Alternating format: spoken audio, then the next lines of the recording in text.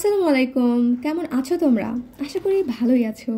আচ্ছা, তোমরা কে কে গুগল পিঠার কথা শুনছো বা খাইছো? যদি না খেয়ে থাকো তাহলে অবশ্যই ট্রাই করো ভাই, অবশ্যই করো, কারণ এত মজার একটা পিঠা। কিন্তু এটা বানাইতে একটু কষ্ট, কিন্তু খাইতে কিন্তু অনেক মজা। যদিও বা বানাতে খুব বেশি জিনিস লাগবে না, আমাদের লাগবে চিনি, নারকেল, দুধ, মাসকালাই। আমার না ডালের মধ্যে অনেক বেশি কনফিউশন হয়, এত এত ডালের নাম। তো যাই হোক, প্রথমে আমাদের লাগবে মাসকালাই, যেটা ভালো করে একদম ভালো করে মিহি করে পিষতে হবে আর কি, যাতে একটুও দানা না থাকে। এই প্রসেসিংটা অনেক বেশি কষ্টকর আর কি। তো ওটা পিষে নেওয়ার পরে সাইড করে রাখা আমাদের বানাতে হবে পুর আর কি, যেটা আমাদের ওই পিঠার ভিতরে যাবে। তো তার জন্যে নারকেল আর চিনি, তেজপাতা, তারপরে একটা বা দুইটা এলাচ দিয়ে ভালো করে আমরা ওই যেভাবে আমরা নারকেলের নাড়ু বানাই না, সেভাবে আর কি বানাই নিব। এই যে এখানে যখন নারকেলের নাড়ু বানানো হইতেছিল ভাই, মানে আমি না বানানোর সময় অনেকগুলো খাই ফেলছি। তোমরা কারা কারা এরকম করো, বানানোর সময় খেয়ে ফেলো আর কি? যাই হোক, তো তারপরে আমাদের লাগবে ওই যে মাসকালের ডাল আমরা পিষে রাখছিলাম। পিষে বা বাইটা তোমরা যাই বলো আর কি, আমাদের এখানে তো পিষে বলে আর কি।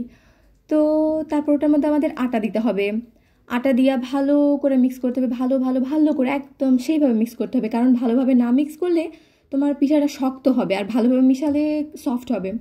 তো তারপরে এটার ভিতরে এই যেভাবে নারকেলের পুরটা ভিতরে দিতে হবে, আর ডালটা একদম কভার করে দিতে হবে। তো আর কি, দেওয়ার পর এখন ভালোভাবে ভেজে নিব। কিন্তু ভাজতে ভাজতেও কয়েকটা খেয়ে ফেলছি। আমি না এরকমই, মানে প্রসেসিং চলতেছে, এদিকে আমার খাওয়াও চলতেছে। তোমরাও কি এরকম করো? অবশ্যই জানাও আমাকে। যদিও মনে হয় সবাই এরকম করে কম বেশি। তো এই যে কথা বলতে বলতে আমাদের ভাজাও প্রায় শেষের দিকে, এই যে ভাজা হয়ে গেছে প্রায়, এখন তুলে নিব। আর দুধ মনে করো আগে থেকে জাল দিয়ে রাখা হয়েছিল। আর তোমার শিরা, যেটা শিরা ইম্পর্টেন্ট, শিরা দিতে হবে, আগে দিতে হবে শিরা। তো শিরার জন্য আমরা নিছি পানি, পরিমাণ মতো চিনি, কম বেশি তোমাদের মন মতো, সাথে একটা বা দুইটা এলাচ আর তেজপাতা দিয়ে ভালোভাবে শিরাটা বানায় নিব। তারপরে পিঠার উপর প্রথমে শিরা দিব, দিয়ে কিছুক্ষণ রাখবো, ভিজায় রাখবো, তারপরে এটার মধ্যে দুধ দিতে হবে। আর আমি অবশ্য দুধ দুইবারে দিছি, যদিও এখানে একবার দেখানো হয়েছে, বাট আমি দুধ দুইবারে দিছি। প্রথমে একবারে দেওয়া হয়েছে, তারপরে ওই 1-2 ঘন্টা পরে দুধ আরেকবার দেওয়া হয়েছে। এতে করে অনেক বেশি ভালো হয় আর কি।